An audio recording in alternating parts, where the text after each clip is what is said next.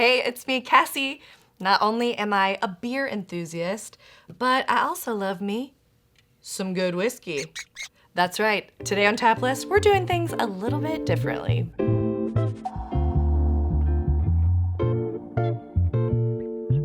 All 6 of these whiskeys come from 6 different distilleries in the area. To make it a little easier, we chose each distillery's flagship or most popular whiskey that they have. I'm gonna blind taste these whiskeys. They are all identified with tape on the bottom that I cannot see. And then I'm gonna decide which one I think would go best in a cocktail, which one is the most unique, and which one is my all-around favorite. Because what better gift than the gift of whiskey? A car. Have a little palate cleansing Topo Chico. Bear with me. My skills are in beer tasting, but I'm up for the challenge. Whiskey number 1.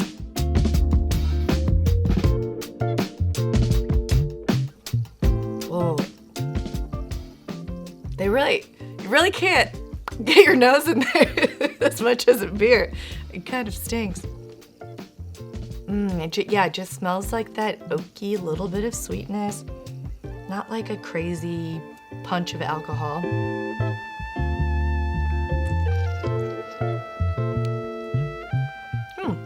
But it's got kind of like a little spicy bite at the end of it. I really like that. I think that one could be in the running for a great cocktail whiskey.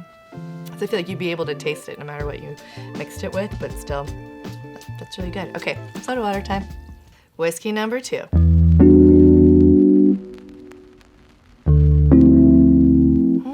This one, so far, is like a more subtle, nuanced aroma. Still, I mean, I don't think we're gonna get like crazy differences in aroma, but yeah, it doesn't have as like much of a alcohol, like hot aroma to it. Oh. Okay. This one is a lot smoother, kind of softer.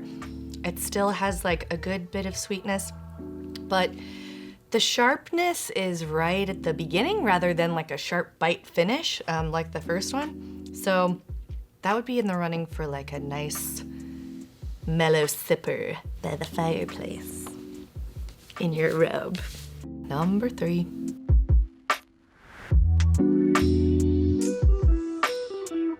This one almost gave me like a little maple syrup, not maple syrup, but kind of that same sort of deep sweetness.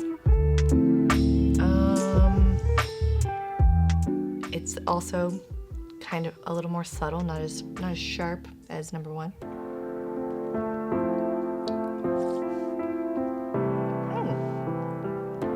But the flavor is a little sweeter and a little deeper, more of those oaky notes, and a pretty, not intensely sharp, but like a nice little spiciness that kind of covers your whole mouth after you take a sip of it. So not up front, not in the back, just kind of a lingering, I guess, spicy finish. That's what they say.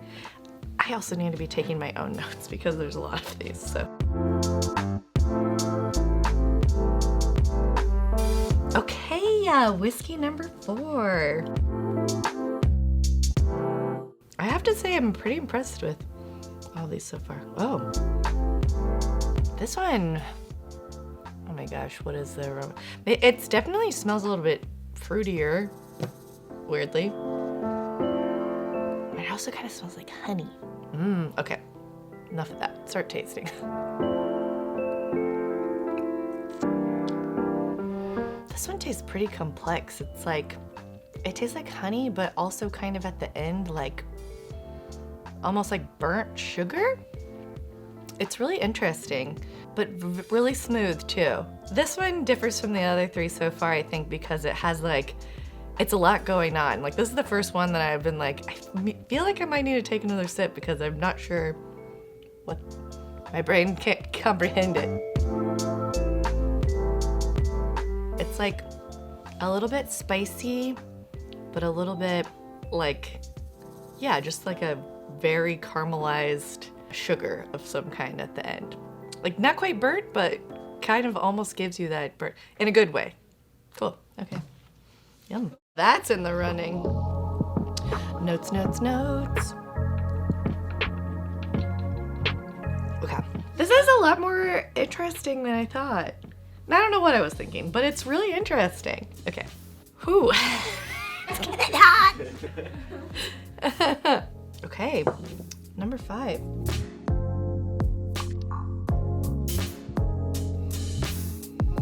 More subtle aroma again. Just that hint of like oaky sweetness. Oh, okay. This one starts off really kind of mild and then hits you with a little bit of a bite. I don't know what the like correct whiskey person term is for that. I'm gonna take one more sip because that was weird. This one I would say is pretty spicy. I think this would be in the running for a great cocktail as well. Unless you like sipping spicy whiskeys, because those are good for sippers too, but a little bit of sweetness, but a really spicy finish. It's something else that I can't determine. Whiskey number 6.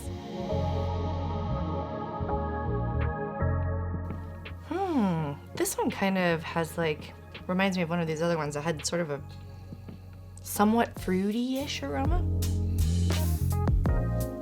Fruity and a little spicy. Interesting.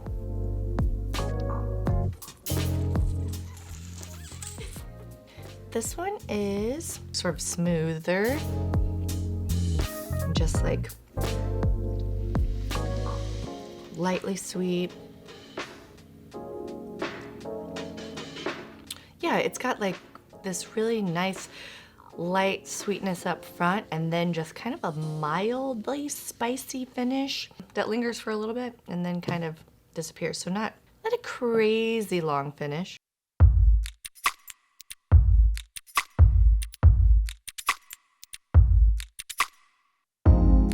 Okay, so I kind of think that for my most unique category is whiskey number 4. It was the one that was kind of like in your face, but smelled like honey, but also had that burnt caramel finish. So can I look and see which one it was? That one was Restless Spirits Distillery. The Restless Spirits Gully Town double barrel aged single malt whiskey. That was really cool. I think my favorite cocktail one was whiskey number 1.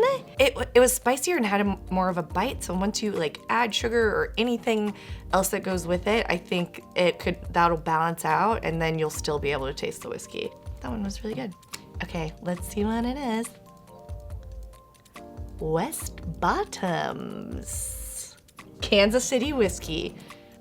Great job, West Bottoms Whiskey Co. For my all-around sippin' whiskey, I guess I should say, maybe I'm gonna pick this whiskey number 2 because in my notes I wrote that it was like pretty light and easy drinking. This is the all-around any night of the week whiskey, I think.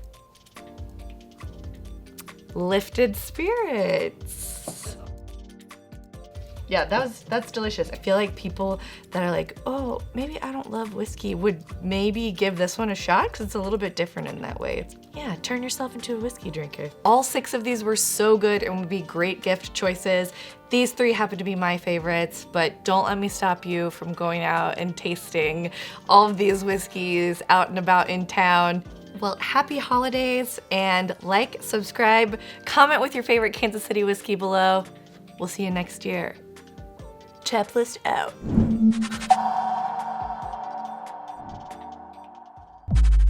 Click on this or that. Check it out. Merry Christmas.